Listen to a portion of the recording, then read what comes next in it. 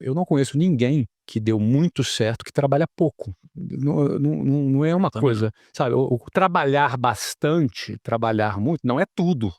Se fosse tudo, todo mundo que trabalha muito Sim. teria prosperado. Mas todas as pessoas que eu conheço que construíram alguma coisa relevante, elas eram chegadas ao labor. Elas gostavam de trabalhar e, de preferência, elas se apaixonavam por aquilo que ela estava fazendo. Ela atribuía algum significado àquilo que ela estava fazendo, o que fazia com que ela fizesse aquilo por muitas horas por dia, repetidamente. Então, trabalhar bastante, ela não é assim a garantia do que você vai se prosperar e enriquecer. Mas todas as pessoas que eu conheço que começaram do zero, que construíram seu negócio, trabalhavam bastante. Então, acho que esse é um ponto. Um outro ponto que eu vejo é alguém que não seguiu o padrão. Porque o padrão, se você for pegar ali a lista de todo mundo que enriqueceu, você vai ver que a maioria são empreendedores, depois você vai para atletas, depois você vai para artistas.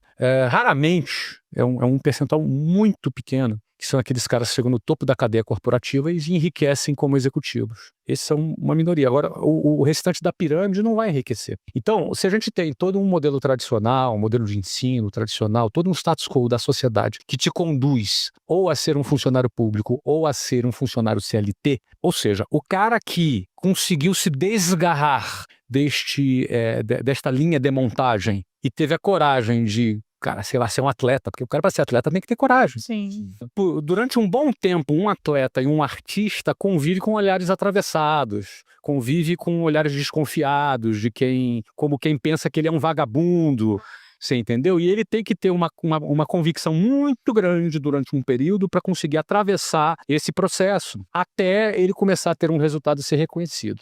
Então, e muitos não conseguem ser reconhecidos nunca, jamais. Então, assim, esse cara, ele tem que ser um cara um pouco rebelde, um pouco fora do padrão, um pouco saindo, sabe? Geralmente vai ser aquele cara que sofreu bullying na infância, sabe? Aquele cara que vai ser aquele cara que não era muito popular e, de repente, ou era taxado como problemático, e, de repente, esse cara, por ser diferente, ele pega um caminho que vai levar ele à prosperidade, porque os caminhos que levam à prosperidade são, na maioria das vezes, estatisticamente, fora da linha de montagem natural da sociedade. Então, eu acho que essa característica do cara ser um pouco diferente, eu percebo nas pessoas que se deram muito bem, que cresceram, você vai ver alguma história ali desse cara, ou é de bullying, ou é de diferente, ou que foi expulso da escola, ou alguma coisa diferente. Não é? O muito certinho, o inteligentão muito certinho, geralmente vai trabalhar para o problemático. O muito inteligente, geralmente, trabalha para o mais corajoso.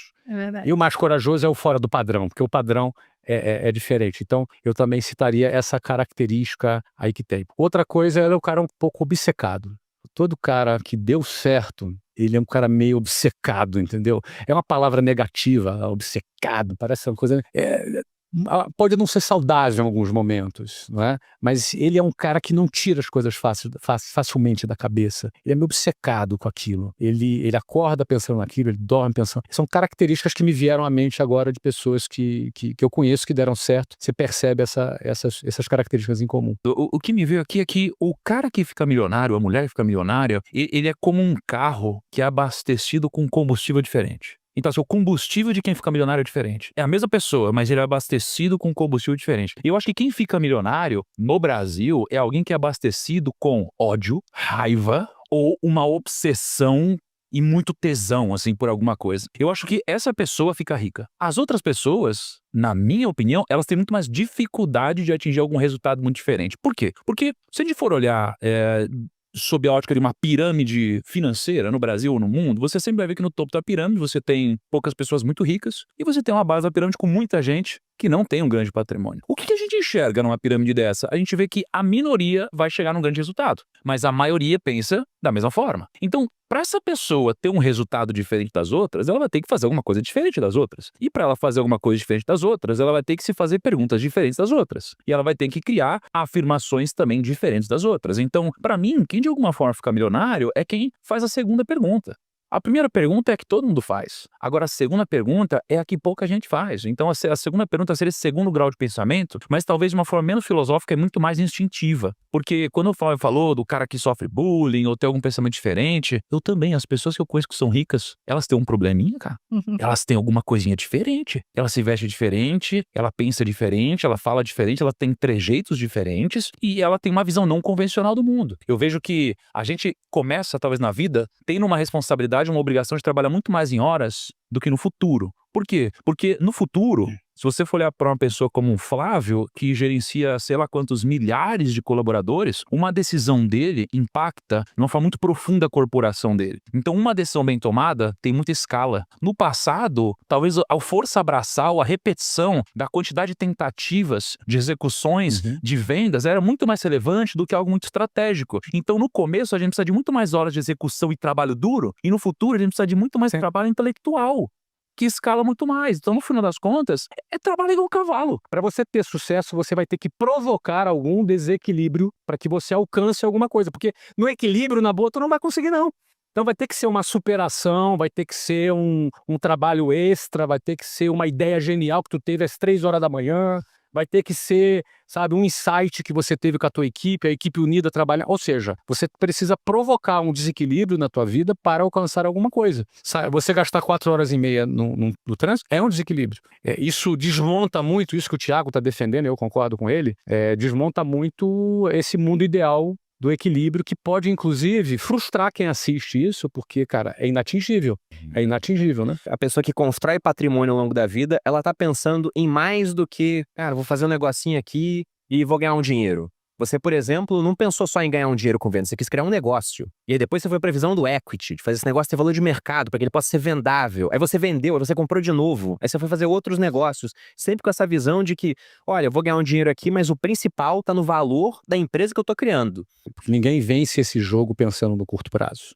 Mas existe aqui alguns aspectos do pensar em longo prazo que eu diria para você que, se o cara não estiver atento, ele pode fazer tudo certo com o dinheiro dele, pensar no longo prazo com o dinheiro dele, mas ele se ferrar. Por exemplo, uma boa fórmula para ficar pobre: divórcio.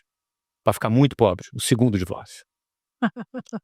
Então, um jogo de longo prazo é um jogo de quem não negligencia o casamento dele. Se ele decidiu se casar, se ele resolveu se casar, o cara pode ter decidido não se casar, mas se ele resolveu se casar, um sacrifício que ele não deve fazer é na família dele. Se ele sacrificar a família dele por causa do dinheiro, ele vai ficar sem família e sem dinheiro. Vai ficar sem os dois. Então eu penso que dando um exemplo aqui, alguns aspectos que não são só apenas o financeiro, como o Thiago fala muito, o risco da ruína, por exemplo. Hoje em dia a gente está com aquela febre das bets, né, das apostas. Sim. O que eu recebo de mensagem de mulheres desesperadas falando que o marido está devendo para agiota por causa de aposta é imenso. Toda caixinha que eu abro tem alguma coisa, alguém se lamentando muito, o que fazer agora que eu estou devendo tanto, etc. e tal. Se o cara vai para o caminho da aposta, cara, não basta o cara ser brilhante, para ganhar dinheiro e ser um bom gestor do dinheiro dele, se do outro lado ele vai cair no vício, ele vai cair na droga, ele vai cair em negligenciar a família dele. Então, eu não estou nem defendendo o aspecto moral dessas questões, estou defendendo o aspecto financeiro dessas questões. Pragmático. Sendo pragmático, não é? Cuide bem da sua família.